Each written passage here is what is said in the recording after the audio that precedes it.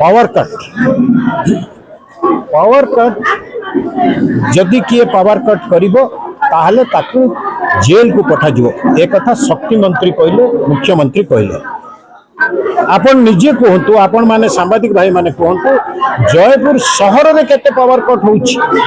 केते समय power cut होउछि ग्रामांचल तो दिन दिन धरिकरी लाइन रहू नहीं पावर रहू नहीं ताले पावर कट करा गला पावर कट करा जाउछि केमती ताले सरकार को कथा माने माननांती ना सरकार केवल बापिया कथा कहउछंती ये गोटे कथा या विरुद्ध रे आमे आउ गोटे कथा जो कथा कहिथिले आपण कोन करे पावर कट कंटिन्यू कोन आगामी आंदोलन कोन पावर कट विषय तो पावर कट विषय मु जो कथा कहली जे जो बड़ी भाव रे पावर कट होछि लोके हंतसंत हे गेले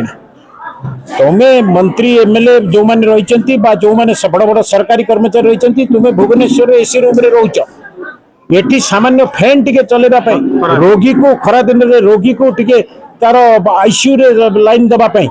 आईसीयू रे टिके ताको एसी व्यवस्था करिबा पई ये जो व्यवस्था रहिबा आवश्यक से व्यवस्था रे पावर कट हबा द्वारा किभली हंतसंत होचंती एटा आपण देखुछ ता साथे साथे आपण आउ गोटे कथा कहिथिले